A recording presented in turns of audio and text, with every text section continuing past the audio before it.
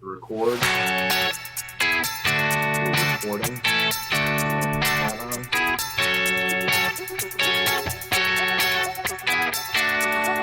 What's up, everybody, and welcome to the No BS Real Estate Show, a podcast that gives you an inside look on how to make smart financial decisions while adding value to your life. I'm Matty Miller with ERA Real Estate, alongside my co-host and real estate investor extraordinaire, Ryan Robbins. Whether you're a long-time investor or a first-time buyer, join us as we dig through the everyday bullshit of real estate. Coming in right now. Coming in hot.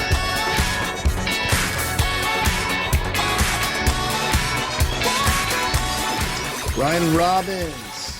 Good morning. Good morning. Good morning. It's the freaking No BS podcast, No BS Real Estate podcast in general. And we apologize. We've been extremely busy over the last couple of weeks, and it's been a crazy, crazy world that we live in. But we are back ready to talk about some landlord mistakes that new landlords and old landlords and professionals make all the time. So we'll get back to that. But how you been, man? Busy, as you said. We being the world's okayest realtor. Being okay, man. Being okay. Just Is it bad? average. Is it bad that our industry needs?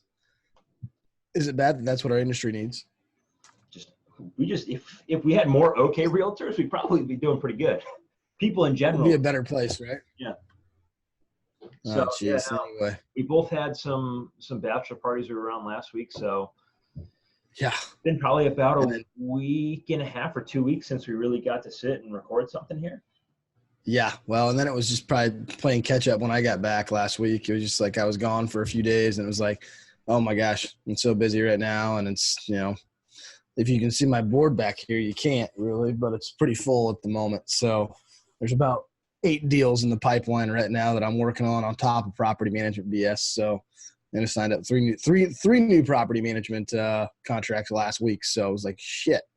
So yeah, after this, I'm gonna be running around in a circle in Jacksonville, checking on property today, checking out a couple new ones, checking a couple old ones, and going from there. But anyway, speaking of property management and landlording, we are going to talk about, kind of made this list up. We added a couple of things to it, but basically, technically, I guess I have 8 mistakes that landlords typically make, whether you're a first-time landlord, and these are probably more geared toward the first-time landlord. So if you're thinking about buying an investment property, or that's something you've been doing a bunch of research on, getting on Bigger Pockets, this, that, and the other. I just met with a lady on Bigger Pockets, actually, that I signed a deal with. She is very nice and understands what she's doing. So we had a conversation that it's what's kind of led me to doing this podcast, actually, that, talking about these issues. And she's in the corporate world, and she doesn't want to be in the corporate world anymore. And she wanted to start investing in real estate. So she bought a condo down in Bartram Park here, and is going to start renting that out. And she found my information on Bigger Pockets, and we had about a 30-minute conversation about what to expect. She thought about going at it alone. She chose ultimately not to do that, which is probably a really good idea, especially on her first one being 1,400 miles away. Trying to do everything from afar would probably be a mistake. And at some point, if she wants to do it by herself, she certainly can. But I think we'll be able to offer really good service where she'll be pretty happy with that she hired a property manager. So the first one, I'll break it down. I'll start. Before we dive into the points to look out for, talking about Bigger Pockets, for those of you out there, I don't know if they've come up with a script to ask property managers or realtors, but I swear we get quite a few calls. I've had probably half a dozen conversations in the last 2 weeks or so with people I've met off of Bigger Pockets. I had 3 of them last week. And we probably talked to the same people. Yeah, almost word for word across the 6, no matter where they are in the country, the questions are exactly the same. They're all from Bigger Pockets. So I'm wondering if there's like a script out there that they're saying, you need to ask your realtor this, you need to ask your property manager that. And it's funny that you say that. On the list and go. It's funny that you say that because I literally, it was one of the gentlemen I was talking to, and he had a list of questions, but it was some other person that posted, "This is what you need to ask your property manager," and it was like 9 questions, and I was like, "Yeah, okay. I mean, yeah, the questions make sense. I mean, but it's not like based off those questions, you can't tell exactly who's going to be the best property manager. There's no ifs, ands, or buts. And when it comes down to that, probably get somebody who, I don't know. I always tend to go for the guy that's just going to be blunt, honest with me. Yeah. Like, okay, like, hey, Shoot me straight. I tell people, it's going to be, yeah, tell me how it's going to be. I don't need your fluff. I don't need your rainbows and butterflies. Everything will be great. Nothing bad will ever happen in property management. Your tenant will never punch a hole through the wall, break the front door, and then kill his girlfriend inside of the apartment. That will never happen, ever. There will never be drugs inside your property, and your tenant will always pay on time with their said marked bills of drug money. Yes, this will always be the case. So anyway, okay, extreme situations, I get that. But moving on. Not that extreme. Not that extreme. But one of which has happened to me, one of which has not. I'll let you guys figure it out. Use your imagination on which one has and which one hasn't happened to me as a property manager. So moving on. So number 1 is expectations. Managing expectations and kind of leading into what we just talked about nothing bad will ever happen. That's just simply untrue. Now, again, are these situations, the ones that I just mentioned, are those a little far out? Are they extravagant situations? Yes, they are. Okay. But bad things do happen. Life happens to people. They don't pay their rent on time. They, damage something because they got in an argument with their spouse or their child or whatever. This is things that happen in, especially given the type of rental property you're in, A class, B class, C class, D class. D class, you're going to have a lot more of these issues with non-payment of rent, with evictions, things like that. I've now got my eviction total up to 6 in 6 years. So I average 1 a year. So I added 2 recently. So, and one's currently moving out supposedly today, which is fantastic because I'm so done with dealing with her.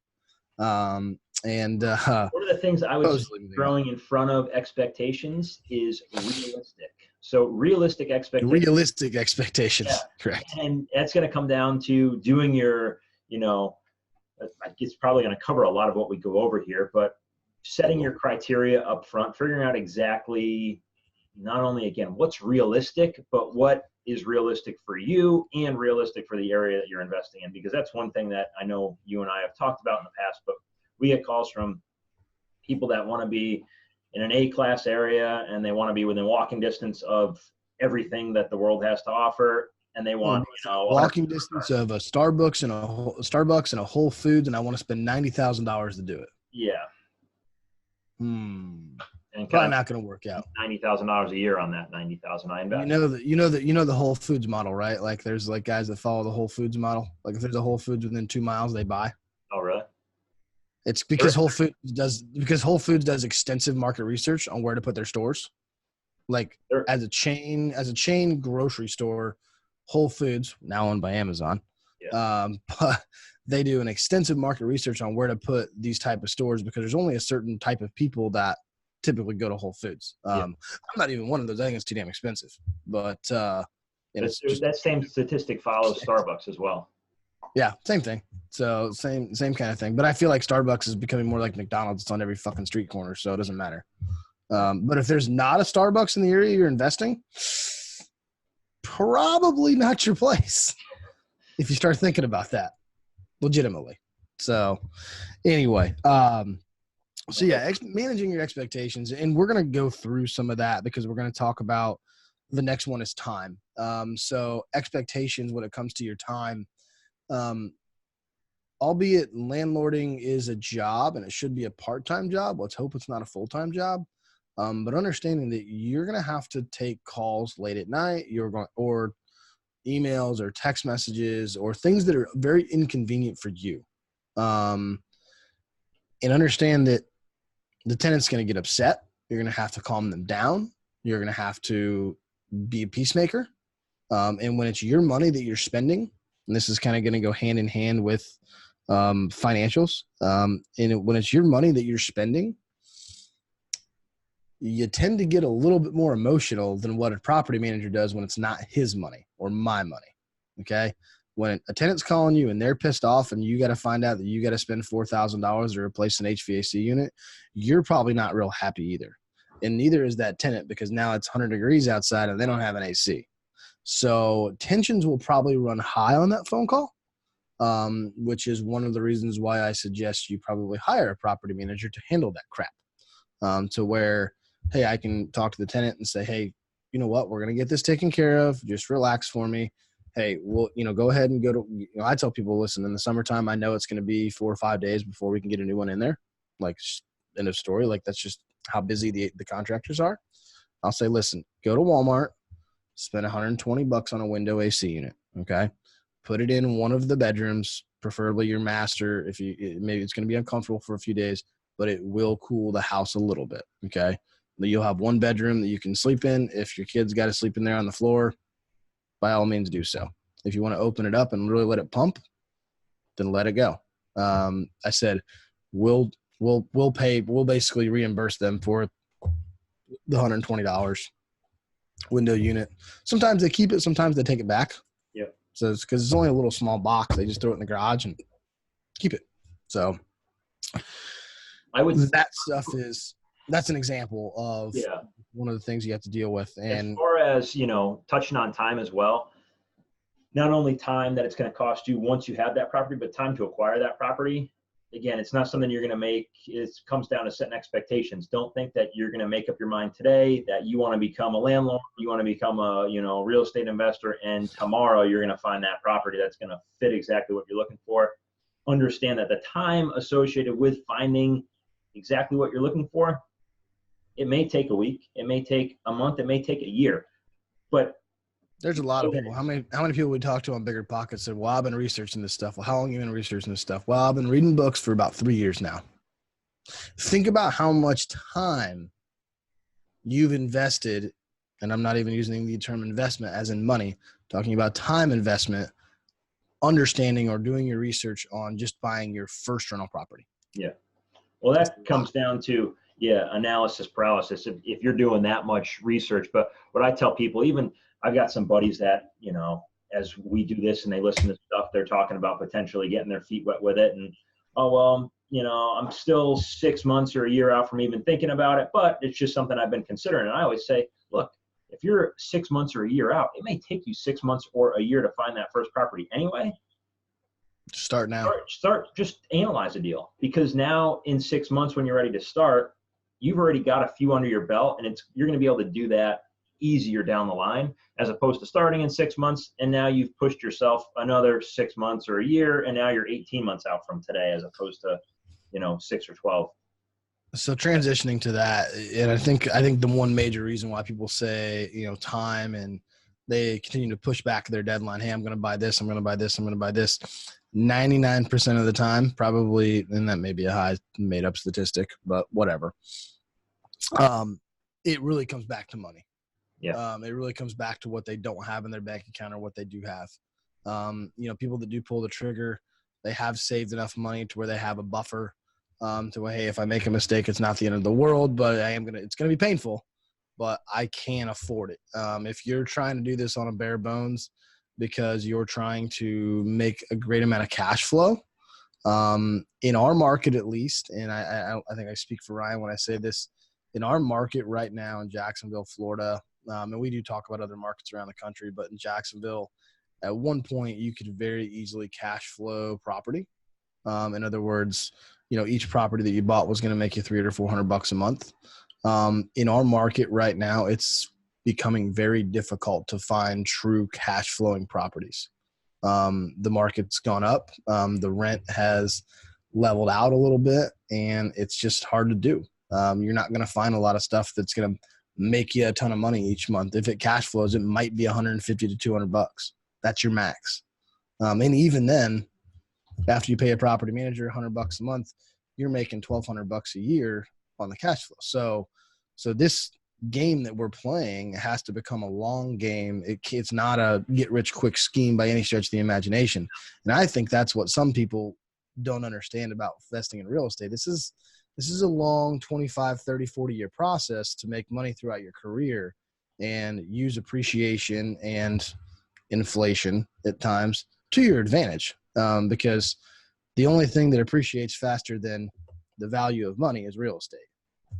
So that's one thing that worries me a little bit about kind of the social media era we're in. Everything has a craze, and I feel like we're part in a real estate's the cool investment. Everybody needs to be doing it, and now we're seeing so many people that truly are not ready to buy their first property, but just, I heard about it, I read about it. You know, there was a Instagram ad that came up that said I could invest with no money, and it's like, well, that's great, because in 5 years when all those people buy them, there's going to be a lot of deals out there for people like us. So fine. But to your point of having that money, there's people getting in. Basically nowadays, it's how do you get in with no money, and that's, to your point, not the smartest move. Make sure you're set financially, because then you get it for management, and you say, hey, we have that $4,000 HVAC that needs to be replaced, and the owner goes, I don't have that money. Yeah, that's where you shouldn't be you own multiple properties, but you don't have the money to fix said property. Correct. Yeah, a really good example is a client that I had. This has been a couple of years ago now at this point. But we offer the HVAC service, the filter changes, which cost you $140 a year to have someone go out to your property, change out your AC filter, and basically do an impromptu inspection. We're essentially putting a representative on the property, checking it out. We're not necessarily taking photos of everything, but we're walking through the property and changing the filter. We date all the filters, so you can always check if somebody really wanted to go check to see if we're doing it. And the reason why I don't take photos of people is, if you're going in every 90 days to somebody's house and you're taking pictures every time you're there, that's probably a little bit overkill. Yeah. That's just that you're becoming invasive to people. They're going to start to distrust you as a property manager or landlord. But if you're going in every 90 days, swapping it out, taking a look around, saying, okay, hey, have a great day, see you later. Hey, by the way, once a year when I do the renewal inspection, I will come and take photos. Okay. And do that. So this particular client canceled the HVAC filter changes because he couldn't afford it. It was $35 a quarter. And that's when I knew this was going to be bad.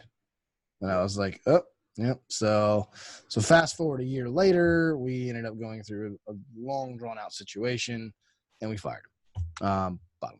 So I just said, listen, get out of here. And he basically threatened to sue me and blah, blah, blah, blah, blah. And I'm like, listen, and moral of the story was, he refinanced this house and he's asking way, way too much for rent. And I told him I couldn't do it. And he refinanced it 5 years ago to get rid of a bunch of bad debt.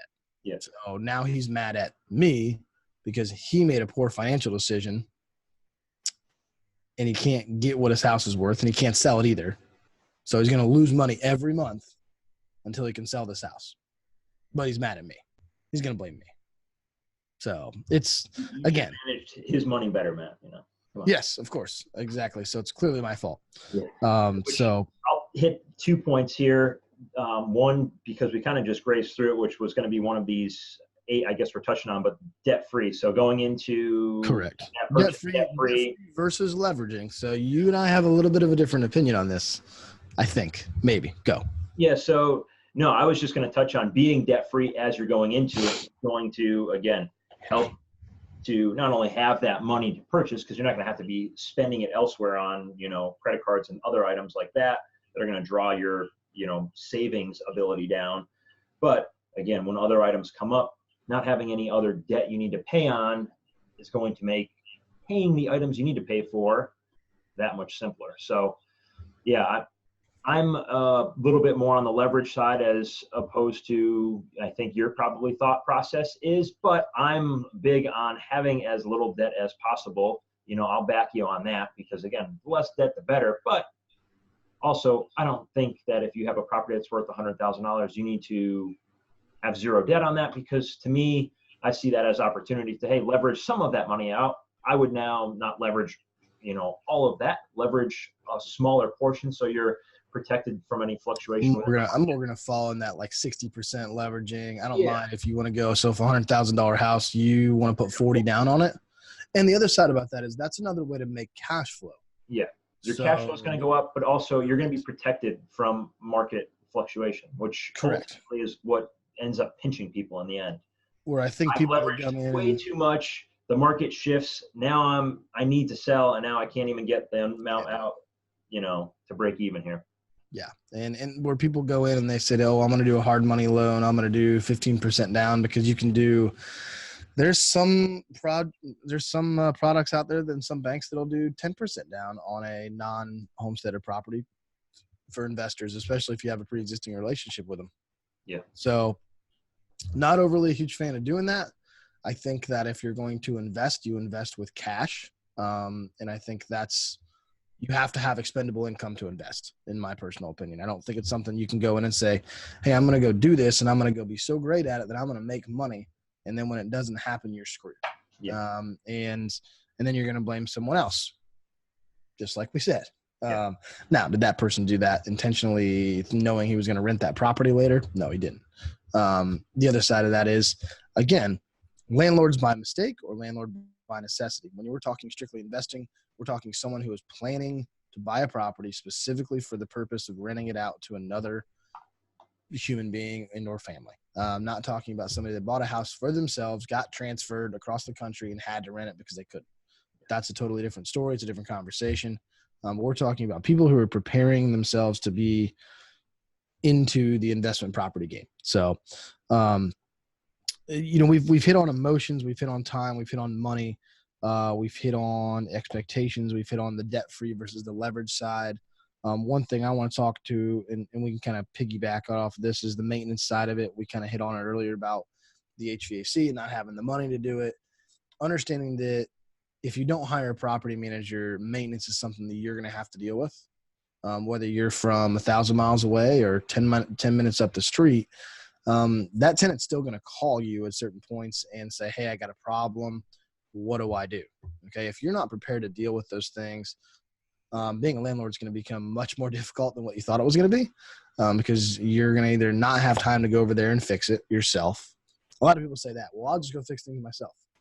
Okay. Well, what happens when you're on vacation? Well, what happens when you can't?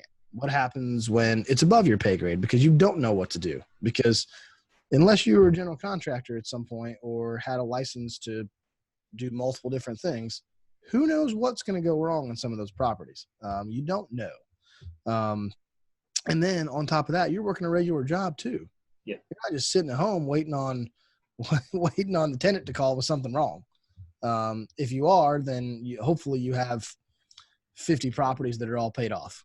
And that's what you're doing for your living. But aside from the maintenance that's going to come up naturally, preventative maintenance is huge, which annual maintenance, power washing the house, doing those things. Probably not talked about as much, or again, it comes down to setting that expectation. That's probably something from a property management standpoint that could be worked in, is having that initial conversation and not only talking about maintenance items that are going to come up, but preventative maintenance to prevent larger issues. Like, again, you doing filter changes ultimately prevents that HVAC from breaking down sooner, Correct. It's gonna increase the airflow. It's going to increase the efficiency. It's going to keep the coils clean. All of that extends the life of that HVAC, where if they want to put off $100 a year, that $4,000 hit to replace it's going to come maybe 3 years sooner, maybe 5 years sooner. So all things to consider, which most people are like worried about their bottom line cash flow of an extra 10 or 15 bucks a month in the long run. Doesn't make much sense. Yeah. In annual maintenance, along with things like power washing, we have a lot of properties in Jacksonville that have trees that overlay the roofs, so you got to blow the roofs off. You certainly don't want to tell the tenant to go get on the roof and go blow it off, because the instant that tenant falls off the roof, he owns your property now. You no longer own that property. Okay. That would be a really, really terrible thing to do. You want to pay somebody to go ahead and do that. Somebody that has insurance. That's one example, by the way. I had an owner tell me that. Well, I'll just tell the tenant to do it. Okay. If that's the case, then I can't help you. So Another thing, we just had a house that a tenant moved out of, and the trees, the shrubbery, something like that stuff is just kind of overgrown. Like, he cut the lawn all the time. That was never an issue, but just kind of overgrown. I mean, these are all, I think you expect the tenant to cut the lawn. You expect the tenant to edge some stuff and maybe do some weeding every now and then. But what you don't expect to do is the tenant to trim all the trees. Yeah. Like, that's not something that a tenant's ever going to do in my mind. If they do, great. Okay. But I'm not expecting them to do that. So every 2 or 3 years, especially in Florida, as much as our foliage grows, because it damn near grows all year round, you have to trim trees, bushes, shrubs all the time. And that, to me, is above the normal maintenance of what it is. So every 2 or 3 years, and like I said, when I'm saying every 2 or 3 years, I'm probably a little slow in that I'll send a landscaper out and say, hey, clean everything up. Yeah. Okay. Get it trimmed back to where it needs to be, because overgrowth of foliage takes time. And I don't consider that to be normal maintenance for a tenant. I think that comes down to preference, because again, what you think looks good on a house and what a tenant thinks looks good could be two different things. So again, unless it's established in a lease, they're going to cut the lawn, they're going to do the edging, but you may want a tree cut to this width and they may not care if it gets to this width. So yeah, well, and a lot of them don't, because they just don't want to deal with it. Yeah. So, and it's not their property. It's not tree trimming is not something that is a normal thing for a tenant. It's not, trimming the hedges is not necessarily something that a lot of the tenant's not going to go out and buy a hedge trimmer to hedge these things, but yeah, hedges are going to grow. Okay. Now, if it's once a year, you got to send somebody out to do a massive cleanup on it. The other side of that is, if you're buying a rental property, keep the landscaping simple. Don't have a bunch of junk. Okay. A couple trees and a couple bushes is fine. Okay. But if you have a lot of landscaping on a property, get it out of there, rip it out. Okay. Because they're not going to take care of it. So that's another thing. So, and I think the one thing that we really want to hit on, and we haven't hit on it, but obviously we've talked about it many times throughout our shows, is doing your research for the area, that you're purchasing in. I don't think we need to break that down a whole hell of a lot, because we talk about B class, C class, D class neighborhoods all the time, where you should buy, but legitimately doing your research and understanding, if you're in, the Memphis, Tennessee market, understanding what you're getting into and what type of tenant you're typically going to deal with is going to be a huge advantage. There are some people that walk in, and we had a conversation with a young gentleman a few months back that had a large sum of money that wanted to go buy property. And we told him kind of what our thought was, or, hey, this is what we'd do if we had, let's just say $1 million.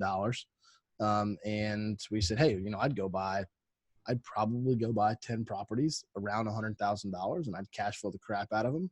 And then I'd take that extra money and I'd go buy the next one, and I'd go buy the next one, and I'd go buy the next one, and get to a number that you really like. Well, he had a different idea where he was going to go into the worst neighborhoods and go buy the low end of the low end of the low end, so he could acquire more property.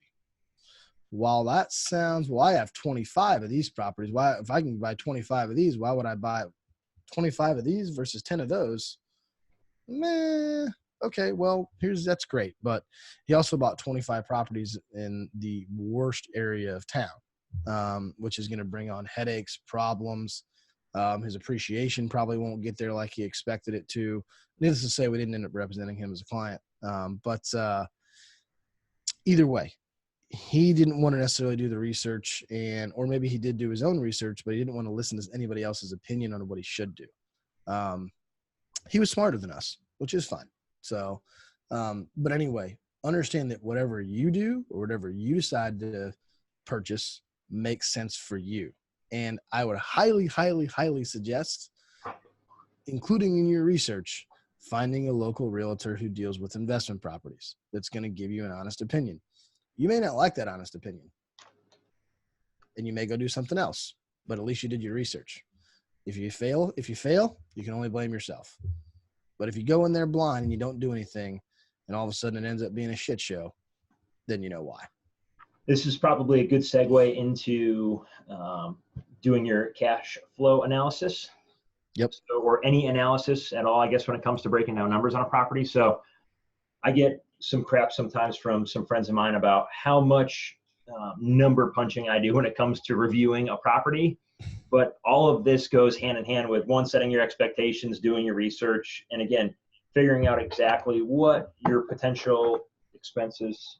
The dog's about to tear the place down. Hey, relax. Lie down. Hey, lie down. So anyway, that all said, we're running numbers on a property. Some things that people go. Of course, she's got to somehow try to bring a rope through all the cords. Of course. Everything else. So doing research on a property, there's some things where people will say, that'll never happen. You know, I don't need to account for vacancy because I'm never going to have vacancy. I don't need to account for maintenance because, you know, those items probably will not come up. Well, hoping on the what if or the probably not happening is, again, setting yourself up for disaster. So items that I always make sure I account for, regardless of the property, is going to be vacancy, maintenance, and capital expenses. So those are all items that you're going to set aside, and you're not going to spend the money today or in a month. Question just for the audience at home. Obviously, maintenance, for some people that may be more advanced, you use 7%, I believe, or no, vacancy, you use 7%.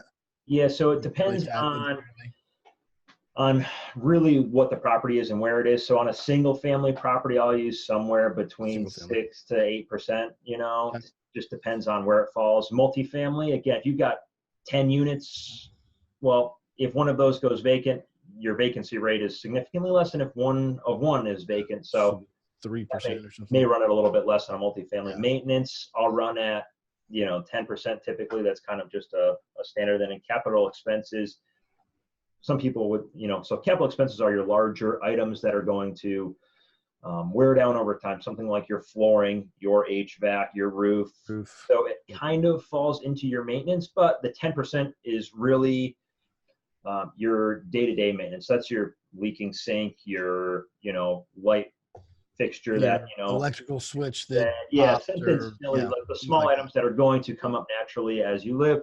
Again, capital expenses are your larger items. It's a little bit, it depends on the condition of the property when I'm buying it, somewhere 2 to 5%. If it's a brand new property, it's got a brand new roof, brand new HVAC, brand new flooring, probably don't need to pull out 5% because a little bit of that maintenance is probably going to get stored away as well because we're not going to have as many items on a new house. Maybe I'll do 3% from a capital, expense standpoint and 10% for maintenance, and we'll be good on the long run. But the biggest thing, again, from a analysis standpoint, is taking that money and putting it aside, not saying at the end of the month, well, hey, I didn't spend the 10% in maintenance and I didn't have a vacancy and I didn't need anything for capital expenses. Let's go to Vegas. Yeah.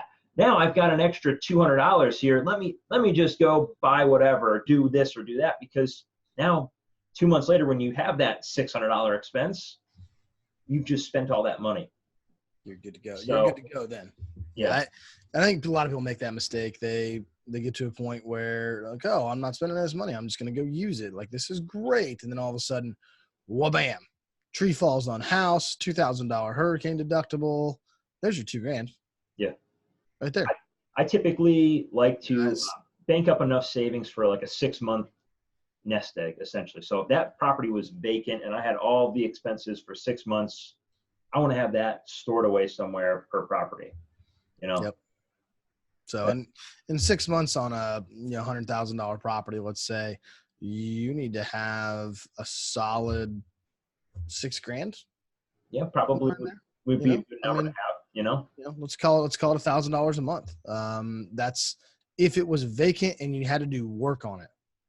Okay. And let's just say that it went, who knows, let's say an insurance situation happened, flood, your tenants moved out. Now all of a sudden you got to do all this work to get it back going. Where are you going to be when that disaster happens? Your insurance is going to cover some of it. It's not going to cover everything, but it's going to cover some of it. And in some cases, it might cover everything if you got really good insurance. But that's another thing. Insurance. Don't get the cheapest shit in the world because you are going to get screwed. Yeah. Okay. Well, one thing on the 6 months, clients. having some of that banked away, aside from, miscellaneous things that you can't control happening like a storm. But if most people are not, I'm only saying that most people are not paying up for a house in cash. So you're going to still have a mortgage you have to cover. You have to pay for insurance still. You've got to, pay for taxes. Paying for your taxes. There's a lot of other items, utilities to keep electric. Still paying for an HOA if you have an HOA in that situation. Yeah, so there's still a lot of other items. Even if that property was vacant, just because it's vacant doesn't mean it's costing you no money. It's costing you money. A significant amount of money. For sure. So, well, that's all the topics we had to go over on that. Hope that if you are a first-time investor or a long-time investor, that you're out there listening and you're correcting us if we were wrong, or you have a trick or something like that may help other people. By all means, share it with us. We'll talk about it on the show. If there's something that hopefully you got something out of there. And I'd love to see too, if for those listening, depending on how you break down your numbers, I would love if there's other things that you guys account for that I don't. Yeah, maybe we don't. Yeah. We would love to hear those. Sure. Just to kind of compare. So. Sure. All right, man. Well, we're gonna wrap it up here, and we got a busy Tuesday going on, and we'll catch you guys on Friday with some really, really big news concerning one of the two of us that we'll talk about. But that's gonna be a fun one. So, right on. It'll be a fun episode. We'll see what's happening. I'm just giving you an ominous stare. It's not me. I don't have any big news. I'm going to share the big news. You're going to share it, huh? I'm going to share it. Bring out a new shirt. You're going to sit there. You're going to sit there and look pretty. So new shirt, get a new hairstyle for that. The big reveal. Starting the outro. You're out. Big makeover. We're out. No one can hear us. You're muted, so you can't hear. Bye. Thanks for listening to our podcast. If you enjoyed this episode, there's a few things I'd like you to do. Subscribe, leave a review, and head over to nobsrealestatepodcast.com where you can connect with Matt and I on all of the platforms we're on.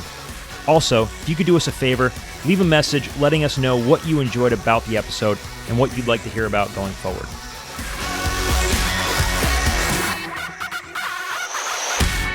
Publish this bit.